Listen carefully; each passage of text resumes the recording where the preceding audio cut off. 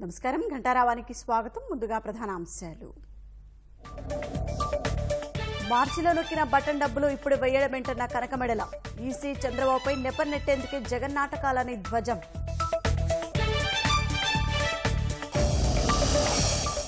ప్రజలకు మంచి చేయడంలో పవన్ ముందుంటారన్న చిరంజీవి. పోరాటానికి మద్దతివ్వాలంటూ ప్రత్యేక వీడియో విడుదల.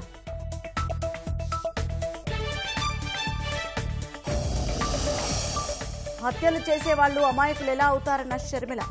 జగన్ అధికారాన్ని అడ్డుపెట్టి అవినాష్ను కాపాడుతున్నారని ధ్వజం.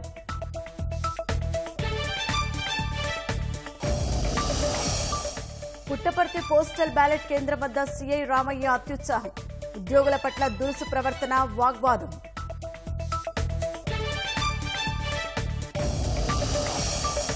ప్రశాంతంగా మూడో దశ పోలింగ్. ప్రజలంతా ఓటు వేయాలని ప్రముఖుల పిలుపు.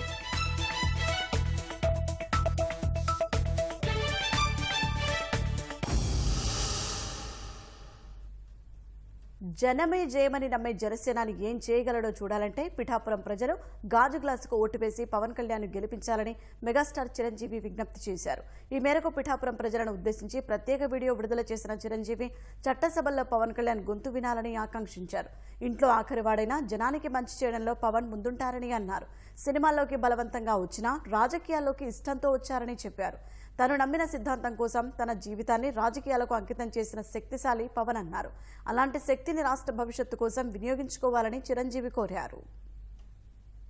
పవన్ కళ్యాణ్ అమ్మ కడుపున ఆఖరివాడిగా పుట్టిన అందరికీ మంచి చేయాలి, మేలు జరగాలి అనే విషయంలో ముందువాడుగా ఉంటాడు. తన గురించి కంటే జనం గురించి ఎక్కువగా ఆలోచించే మనస్తత్వం నా తమ్ముడు కళ్యాణ్ బాబుది. ఎవరైనా అధికారంలోకి వచ్చాక ప్రజలకు ఏదైనా చేయాలనుకుంటారు. కానీ కళ్యాణ్ తన సొంత సంపాదనని కౌలు రైతులు కన్నీళ్లు తుడిచేందుకు ఖర్చు పెట్టడం, సరిహద్దు దగ్గర ప్రాణాలొడ్డి పోరాడే జవాన్ కోసం పెద్ద మొత్తం అందివ్వడం, అలాగే మత్స్యకారులు ఇంకా ఎందరికో తాను చేసిన సహాయం చూస్తుంటే ఇలాంటి నాయకుడు కదా జనానికి కావాల్సింది అనిపిస్తుంది. ఒక రకంగా చెప్పాలంటే సినిమాలోకి తను బలవంతంగా వచ్చాడు, రాజకీయాలు మాత్రం ఇష్టంతోనే వచ్చాడు. ఏ తల్లికైనా తన కొడుకు కష్టపడుతుంటే గుండె తరుక్కుపోతుంది. అలాగే ఏ అన్నకైనా తన తమ్ముడు అనవసరంగా మాటలు పడుతుంటే బాధ వేస్తుంది. అలా బాధపడుతున్న నా తల్లికి ఈ అన్నయ్యగా ఒక మాట చెప్పాను. నీ కొడుకు ఎంతో మంది తల్లుల కోసం, వాళ్ళ బిడ్డల భవిష్యత్తు కోసం చేసే యుద్ధం అమ్మా ఇది. మన బాధ కంటే అది ఎంతో గొప్పది అన్నాను. అన్యాయాన్ని ఎదిరించకుండా మౌనంగా ఉండే మంచివాళ్ల వల్లనే ప్రజాస్వామ్యం మరింత నష్టం అని నమ్మి జనం కోసం జన సైనికుడు అయ్యాడు. తాను బలంగా నమ్మిన సిద్ధాంతం కోసం తన జీవితం రాజకీయాల్లోకి అంకితం చేసిన శక్తిశాలి పవన్ కళ్యాణ్. ప్రజల కోసం, రాష్ట్ర భవిష్యత్తు కోసం ఆ శక్తిని వినియోగించాలి అంటే చట్టసభలో అతని గొంతు మనం వినాలి. జనమే జయను నమ్మే జనసేనాని ఏమి చేయగలడో చూడాలంటే మీరు పిఠాపురం ప్రజలు కళ్యాణ్ని గెలిపించాలి. మీకు సేవకుడుగా, సైనికుడుగా అండగా నిలబడతాడు. మీకోసం ఏమైనా సరే కలబడతాడు, మీ కళ నిజం చేస్తాడు. పిఠాపురం వాస్తవ్యులకు మీ చిరంజీవి విన్నపం. గాజు గ్లాసు గుర్తుకి మీ ఓటు వేసి పవన్ కళ్యాణ్ని గెలిపించండి. జీన్స్ పరిశ్రమ యజమాని అయిన వైకాపా అభ్యర్థి మెట్టు గోవిందరెడ్డి రాయదుర్గం జీన్స్ వస్త్రాలకు నాణ్యత లేదని ప్రచారం చేస్తున్నారని తెదేపా అభ్యర్థి కాల్వ శ్రీనివాసులు ఆరోపించారు. తాను గెలుపొందిన వెంటనే భైరవానితిప్ప జలాశయానికి కృష్ణా జలాలు తరలించే పనులు చేపడతామని హామీ ఇచ్చారు. జీన్స్ పరిశ్రమ అభివృద్ధి చేసి ఉపాధి అవకాశాలు మరింతగా పెంచుతామని ఆయన తెలిపారు. పారిశ్రామిక అభివృద్ధి కోసం రాయదుర్గానికి పారిశ్రామికవాడను తీసుకొచ్చి యువతకు అన్ని విధాల ఉపాధి, ఉద్యోగ భరోసా కల్పిస్తామంటున్న రాయదుర్గం తెదేపా అభ్యర్థి కాల్వ శ్రీనివాసులతో ఈటీవీ ముఖాముఖి. ఎన్నికల పోలింగ్ తేదీ దగ్గర పడుతుండటంతో రాయదుర్గం తెదేపా అభ్యర్థి కాల్వ శ్రీనివాసులు మండు టెండను సైతం లెక్క చేయకుండా ముమ్మర ప్రచారం సాగిస్తున్నారు. నేపథ్యంలో కాల్వ శ్రీనివాసులు గెలుపు అవకాశాలపై ఆయన ఏమంటారో తెలుసుకుందాం. ఎండను కూడా లెక్క చేయకుండా ప్రచారం సాగిస్తున్నారు. ఎలా ఉంది స్పందన? పోలింగ్ సమయం దగ్గర పడతా ఉంది కాబట్టి నిరంతరాయంగా ప్రచారంలో నిమగ్నం కావాల్సిన పరిస్థితి వచ్చింది. తప్పకుండా మా విజయావకాశాలు చాలా బలంగా ఉన్నాయి. మా గెలుపు నల్లేరు మీద నడకలాగా ఉంటుందని మేము భావిస్తా ఉన్నాం.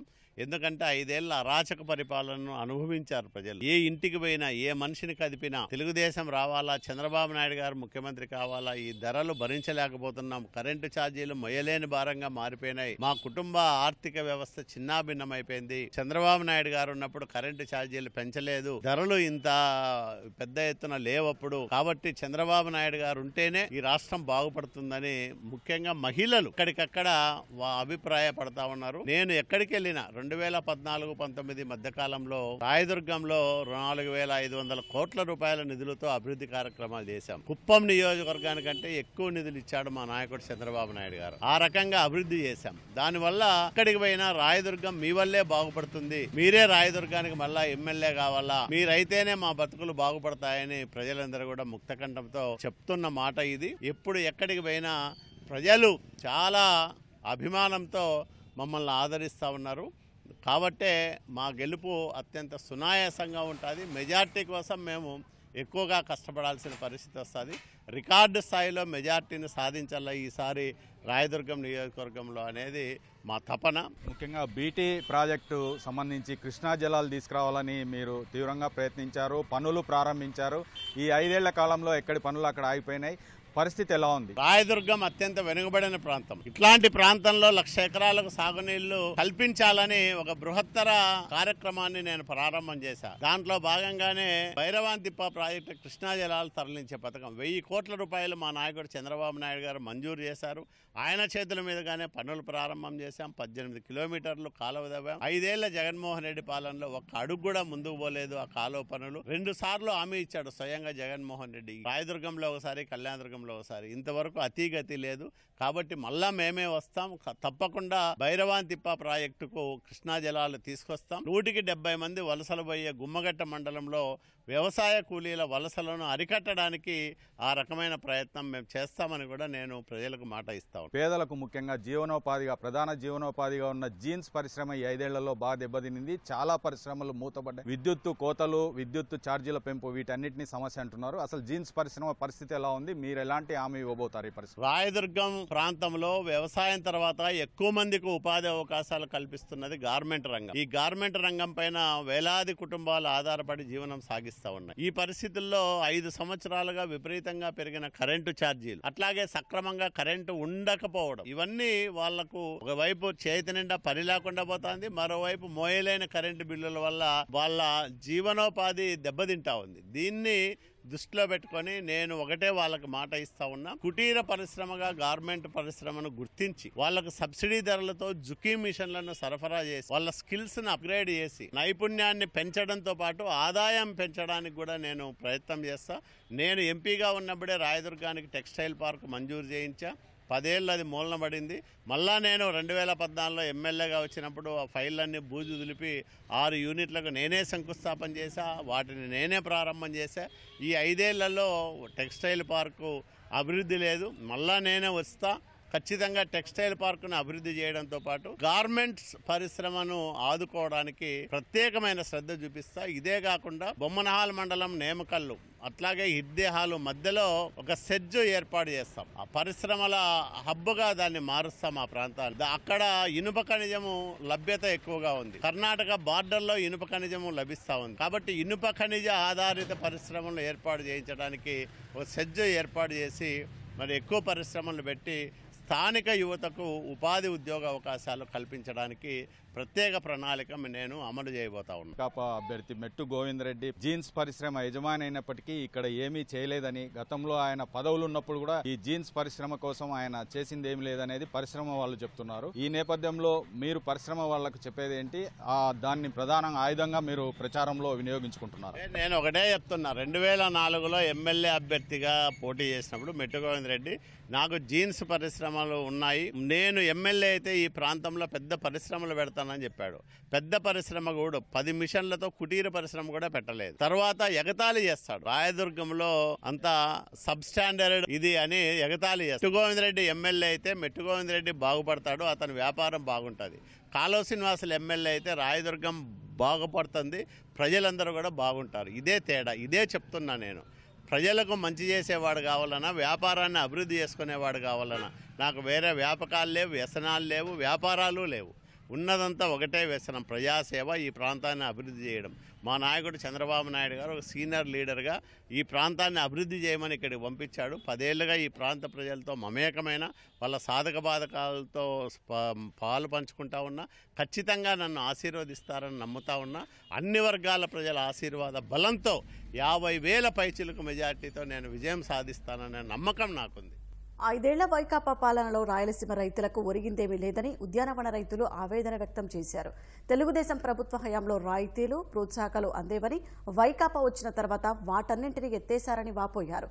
రాయితీలు రద్దు చేయడంతో అప్పుల్లో కూరుకుపోయామని, చేలు బీడు భూములను తలపిస్తున్నాయంటున్న అన్నమయ్య జిల్లా పీలేరు రైతులతో మా ప్రతినిధి నారాయణప్ప ముఖాముఖి. సాగునీటి వనరులు అంతంత మాత్రంగా ఉంటూ వర్షాధారంగా పంటలు సాగు చేసుకునే రాయలసీమ ప్రాంతంలో ఉద్యాన పంటలను ప్రోత్సహించే లక్ష్యంతో 2014 నుంచి 2019 వరకు తెలుగుదేశం ప్రభుత్వం 90% రాయితీతో బిందు సేద్యం కానీ, ఇటు తుంపర సేద్యం కానీ రాయితీతో పరికరాలు కేటాయించేది. కానీ 2019లో తెలుగుదేశం పార్టీ ప్రభుత్వం పోయిన తర్వాత గతంలో రాయితీతో వచ్చిన పరికరాలు రాక, సొంత పరికరాలు కొనుక్కోలేక, పరిమిత సంఖ్యలో ఉన్న నీటి వనరులతో పంటలు సాగు చేసుకోలేక రైతులు అప్పుల పాలవుతున్న పరిస్థితి ఉంది.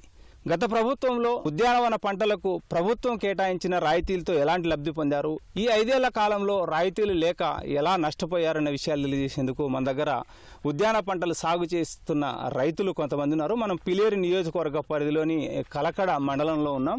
గత ప్రభుత్వం ఉన్న సమయంలో ఉద్యానవన రైతులను ప్రోత్సహించడానికి ఏ విధమైన రాయితీలు వచ్చేది, ఆ రాయితీల ద్వారా మీరు ఎలాంటి లబ్ధి పొందారు? తెలుగుదేశం ప్రభుత్వంలో దానిమ్మ తోట నేను 10 ఎకరాలు సాగు చేశాను. అప్పటి ప్రభుత్వము మొక్కలు, చెట్లకు, నీళ్లకు, గుంతలకు సబ్సిడీ ఇచ్చింది. అప్పటి వరకు నీళ్లు వర్షాభావం తక్కువైనా కూడా డ్రిప్ సిస్టమ్ ఇచ్చాడు గత ప్రభుత్వము. 90% డ్రిప్ సిస్టమ్తో మేము పంట సాగు చేసాం 10 ఎకరాలు.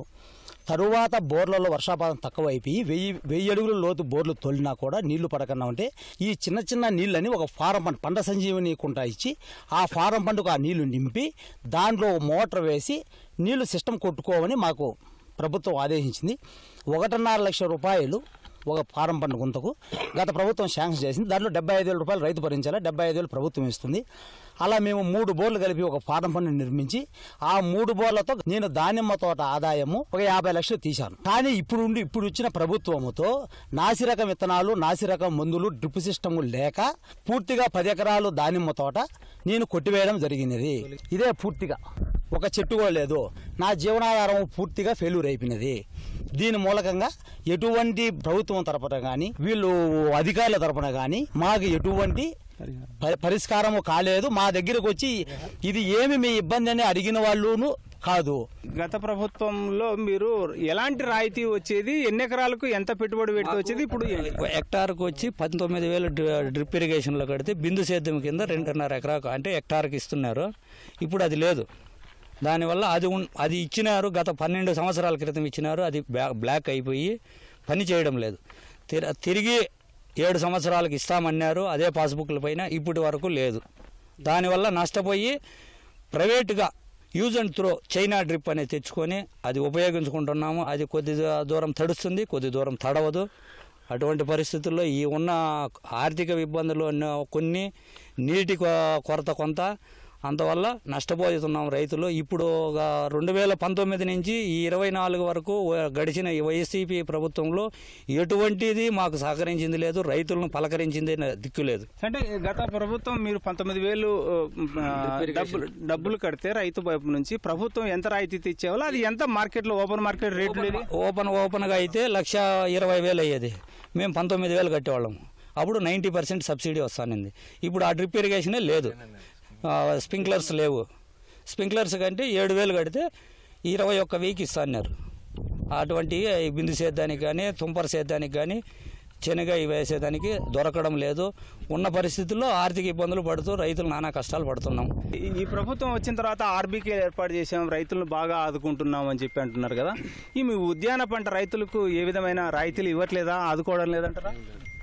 ఏమీ ఇవ్వడం లేదు. ప్రతిదీ రైతుకు వచ్చే సబ్సిడీలు ఏమీ లేకుండా తీసేసినారు. అంటే ఎలాంటి సబ్సిడీలు వచ్చేటివి, ఎలాంటి సబ్సిడీలు తీసేసినారంటారు? బిందు సేద్యానికి ఇస్తా ఉన్నారు, అవి లేవు. ఎరువులు ఇస్తా ఉన్నారు, అవి లేవు.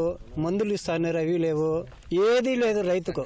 టమాటా రైతులకు ఉపయోగపడే విధంగా ఎలాంటి రాయితీలు వచ్చేటువంటి? టమాటాకి వస్తే నష్టపోతే గత ప్రభుత్వం పూర్తిగా కొంచెం అమౌంట్ ఇస్తా ఉన్నది. ఇప్పుడు అది ఆ స్కీమ్ లేనే లేదు. ఓకే, మల్చింగ్ పేపర్ కూడా ఇస్తున్నారు. అప్పుడు నష్టపోతే రైతుని ఆదుకుంటా అన్నారు. డైరెక్ట్ అకౌంట్లకి గత ప్రభుత్వం ఇస్తాను, ఈ ప్రభుత్వం ఇవ్వాల. సార్ కనీసం ఆవులకు గిడ్డి కూడా ఇస్తున్నారు సార్ ముందు ప్రభుత్వంలో. ఇప్పుడు ఈ ప్రభుత్వంలో ఏం గడ్డి కానీ ఆవుల మందులు కానీ సూదులు కానీ డాక్టర్లు వచ్చి చూసింది కానీ ఏమీ లేదు సార్.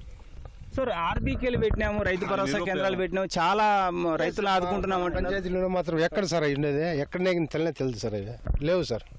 తక్కువ నీళ్ళతో ఇంతకు ముందు ఎట్లా పంటలు సాగు చేసేవాడు, ఇప్పుడు ఎట్లా చేస్తాను? అట్లా కొన్ని వచ్చేది, ఆయన వచ్చేది అట్లా ఇడుచుకునేది, ఐదు పెట్టుకునేది అట్లా తాక్కునేది అంతే. సో ఈ ప్రభుత్వం జగన్ అన్న వచ్చిన తర్వాత అసలు ఏమి లేవా? జగన్ ఏమి లేదు స్వామి, ఏమే సోమిసలా.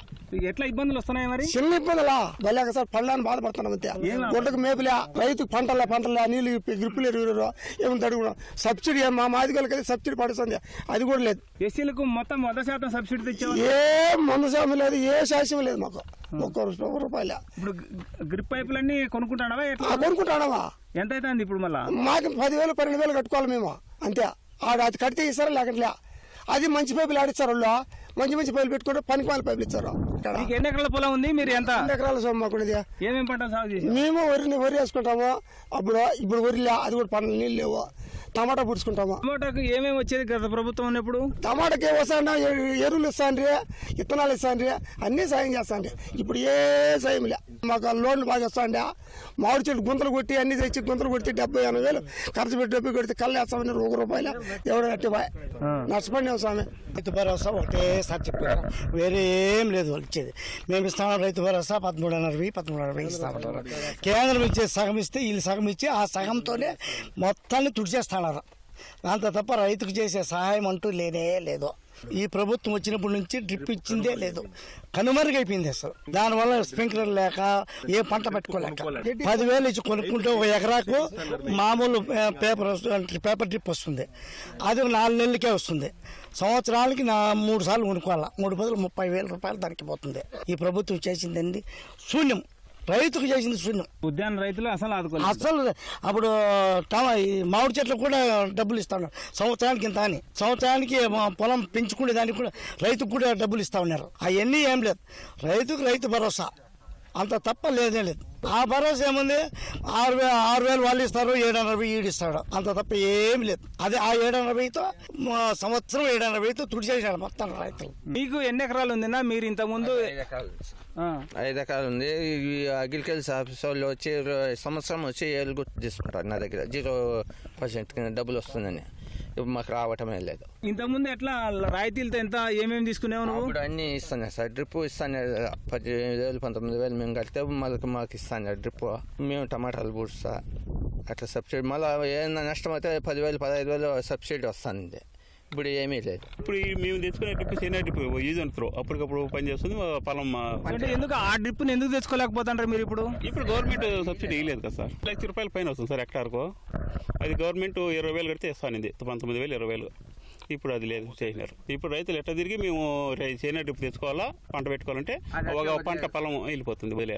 ఓవైపు అన్ని రకాలుగా రైతులను ఆదుకుంటున్నామని, రైతు భరోసా కేంద్రాలు ఏర్పాటు చేశామని, గ్రామ పంచాయతీకి ఒకటి చొప్పున అన్ని రకాలుగా సబ్సిడీలతో రైతులను ఆదుకుంటామని ముఖ్యమంత్రి జగన్మోహన్ రెడ్డి చేస్తున్న ప్రకటనలు క్షేత్రస్థాయిలో ఏమాత్రం అమలు కావడం లేదు. రైతులను మభ్యపెట్టేందుకు చేస్తున్న ప్రకటనలు తప్ప మరేవీ కాదన్న అభిప్రాయం రైతులు వ్యక్తమవుతుంది. కెమెరామెన్ భాస్కర్తో వి నారాయణప్ప, ఈటీవీ న్యూస్, పీలేరు నుంచి.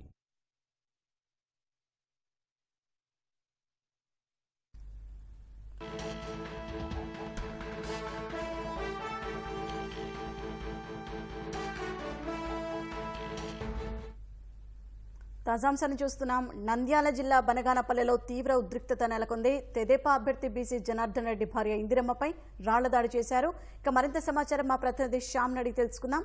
శ్యామ్, తెదేపా అభ్యర్థి ఇందిరమ్మపై రాళ్ల దాడికి సంబంధించిన సమాచారం ఏంటి? షాహీన్, మన దగ్గర ఉన్నటువంటి సమాచారం ప్రకారం నంద్యాల జిల్లా బనగానపల్లి పట్టణంలో సంత మార్కెట్ ఉంది. ఇది చాలా పెద్ద మార్కెట్, కూరగాయల మార్కెట్. ఈ మార్కెట్ లో ఉదయం కాట్సాని రామిరెడ్డి, వైసీపీ అభ్యర్థి కాట్సాని రామిరెడ్డి కుమారుడు కాట్సాని ఓబుల్ రెడ్డి, ఈయన తన కార్యకర్తలతో కలిసి అక్కడ ప్రచారం నిర్వహించారు. ప్రచారం నిర్వహించిన తర్వాత కాట్సాని ఓబుల్ రెడ్డి వెళ్ళిపోయారు. వెళ్ళిపోయినా కూడా కార్యకర్తలు అక్కడే ఉన్నారు. కార్యకర్తలు అక్కడే ఉన్నారు. వాళ్ళ ప్రచారం అయిపోయింది కదా అని చెప్పి తెలుగుదేశం పార్టీ అభ్యర్థి బీసీ జనార్దన్ రెడ్డి సతీమణి ఇందిరమ్మ ప్రచారం కోసం మార్కెట్ కి చేరుకున్నారు. మార్కెట్ కి చేరుకోవడంతో అక్కడ ఈ కార్యకర్తలు ఆ కార్యకర్తల మధ్య కాస్త టెన్షన్ వాతావరణం నెలకొంది. అయితే పోలీసులు వారించినా కూడా వినకుండా వైసీపీ కార్యకర్తలు రాళ్లు విసిరారు. రాళ్లు విసిరడంతో అయితే ఇందిరమ్మకు ఎలాంటి గాయాలు కాలేదు. 6 టీడీపీ కార్యకర్తలకు గాయాలయ్యాయి. 3 వైసీపీ కార్యకర్తలకు వీళ్ళు కూడా దాన్ని ప్రతిఘటించే క్రమంలో వీరు కూడా వారిని అడ్డుకున్నారు. 3కి వైసీపీ కార్యకర్తలకు గాయాలయ్యాయి. అయితే ఇవన్నీ స్వల్ప గాయాలుగా చెప్తున్నారు. అయితే పోలీసులు అక్కడే ఉండడంతో చాలా పెద్ద గొడవ తప్పిందనే చెప్పాలి. పోలీసులు అక్కడ ఉండి ఇరు వర్గాలను వారించి గొడవను ఉద్రిక్తతను కొంత తగ్గించారు. మొత్తానికైతే పోలీసుల వైఫల్యమే ఇది. పర్మిషన్ ఇవ్వకూడదు. వాస్తవంగా అక్కడ వాళ్ళందరూ వెళ్ళిపోయిన తర్వాత వీళ్ళకి పర్మిషన్ ఇవ్వాలి. అలా కాకుండా ఒకే స్థలంలో ప్రచారం చేసుకోవడానికి అధికారులు పర్మిషన్ ఇవ్వడం, అక్కడికి ఇద్దరు రావడం అనేది ఇక్కడ అధికారుల వైఫల్యంగా, పోలీసుల వైఫల్యంగా చెప్తున్నారు. అయితే ప్రస్తుతానికి టెన్షన్ అయితే తగ్గింది. పోలీసులు అక్కడే ఉండడంతో కాస్త టెన్షన్ తగ్గింది. మొత్తానికైతే ఇది గొడవ జరగడం, ఇరు వర్గాలు దాడి చేసుకోవడం, రాళ్ల దాడి చేసుకోవడం అనేది అయితే వైసీపీ వాళ్ళే రెచ్చగొట్టారనేది కూడా స్థానికులు చెప్తున్నారు. వాళ్ళు రెచ్చగొట్టడంతోనే మేము ఇందిరమ్మను రక్షించుకోవడంలో దాడి చేయాల్సి వచ్చిందని టీడీపీ వాళ్ళు చెప్తున్నారు. ధన్యవాదాలు శ్యామ్.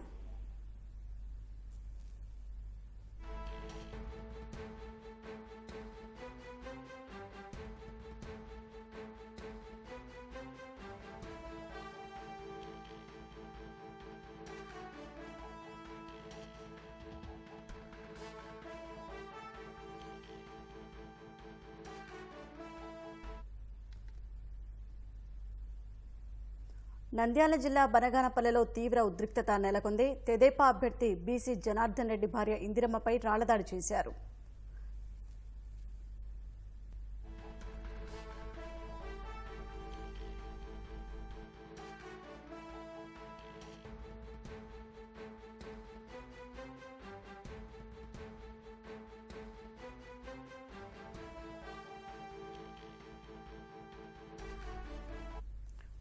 నంద్యాల జిల్లా బనగానపల్లెలో తీవ్ర ఉద్రిక్తత నెలకొంది. ఎన్నికల ప్రచారంలో తెదేపా అభ్యర్థి బీసీ జనార్దన్ రెడ్డి భార్య ఇందిరమ్మపై వైకాపా అభ్యర్థి కాటసాని కుమారుడు రాళ్లదాడి చేశారు.